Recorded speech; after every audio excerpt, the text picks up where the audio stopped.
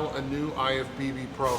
And I wasn't sure if I was ever going to be able to say that, but we did everything that we came to, said that we were going to do. 1 to 35 heavyweights at the Universe. It was in New Jersey. The hometown crowd was there. My family, my son, my wife, my close friends, my coach was there. People that I didn't know, and the whole crowd erupted when they announced me the winner. I mean, the whole crowd had my back. Everyone was genuinely happy that I won. And I remember coming back out of after the night show, after I won, Joe Percher, who's a good friend of mine, came up to me and he said a line that really resonated with me. He said, "You could have won in Las Vegas last year. You could have won in Pittsburgh the year before, and it would have been great. It would have been cool to see you win your pro card and everything like that. But Lucas wouldn't have been there. My wife would have been there, but my parents wouldn't have been. The whole hometown crowd, it wouldn't have been as monumental. So you took those losses, you came back, and it just everything lined up the way that it did." Another thing that lined up was former Universal employee and my current meal prep sponsor, Christian Coronado, won the light heavyweights in Masters. And we've been grinding for this. He's actually competed 3 more years longer than I have. And he's done over 30 shows. This was my 18th. And he won the light heavies, I won the heavies. We come down for the overall pose down.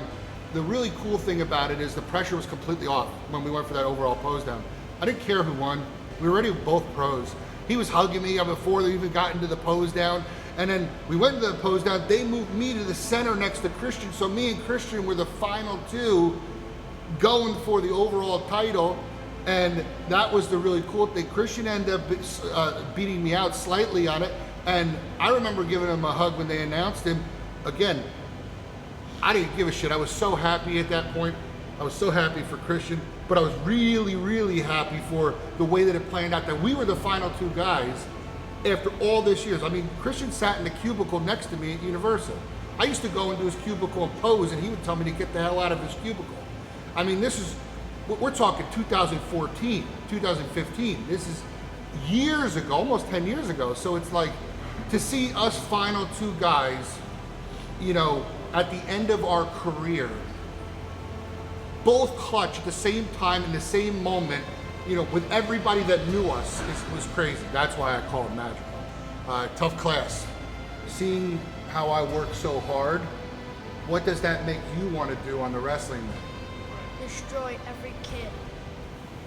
I want to work hard in wrestling because if you don't work hard, you will lose. If you can't get out on bottom, you don't deserve to win. If you do get out of bottom, you do deserve to win. I want to be like my dad because he never gives up, and also he always goes to the gym 24/7. I never give up, and I go to wrestling practice 24/7. Why do you go to wrestling practice 24/7?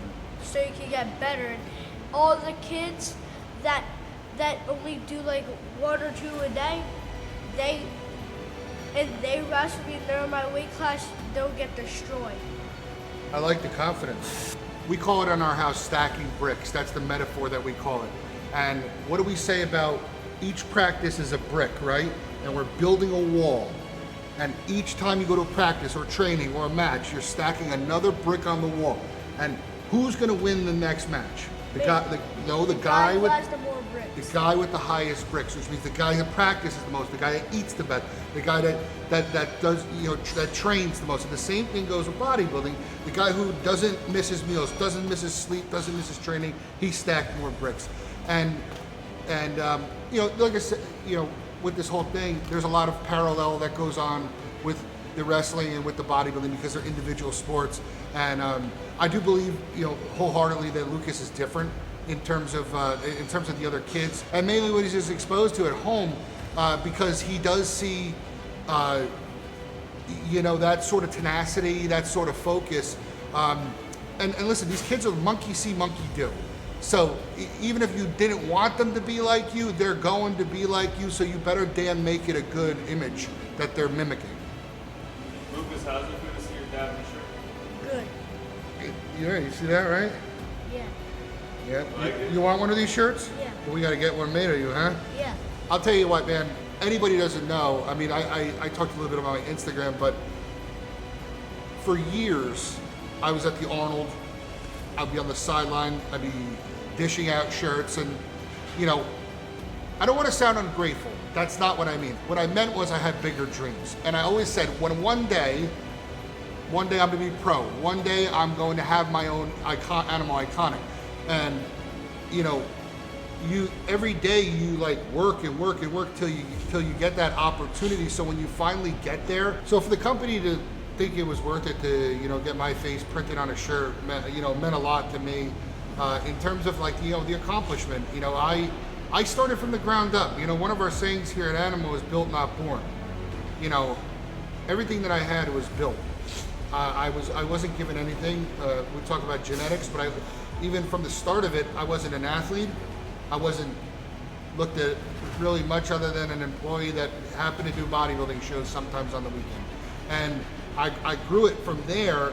So for the company to recognize, the efforts, the success, the longevity, it really it meant a lot that they got my picture put on a shirt, and I wore this to finals. I wore this to finals because I liked the shirt, but I also believed that I was going to win. And I knew, I believe this is true, I knew that I was going to take pictures after, and I knew what shirt are you going to wear in those pictures. You're going to have to put your victory post up, make sure the shirt's good. And I picked a pretty good one. So, to tell you the truth, a lot of people have been like, asking me like, what's next, and are you going to do a pro show, when's the pro debut, and this is the end of the road for me, man. This was always the plan. It's my son's neck deep in wrestling. That's what's taken my interest, I'm forever grateful for that because I wasn't always that guy, and for me to turn into that type of father that has a kid who is excelling at sports, who has the right mindset. Oh, I'm going to run with that as much as I can and be there as much as I can. And that's the interest that I have now. And it's okay for your interests and passions to evolve. I know that I was the obsessive bodybuilder. Everyone knows that. But I didn't have an 8-year-old future state champ and world champ. Now I do. And that's what I want to, make sure that I'm there for. And that's my first priority. So I'm going out on top.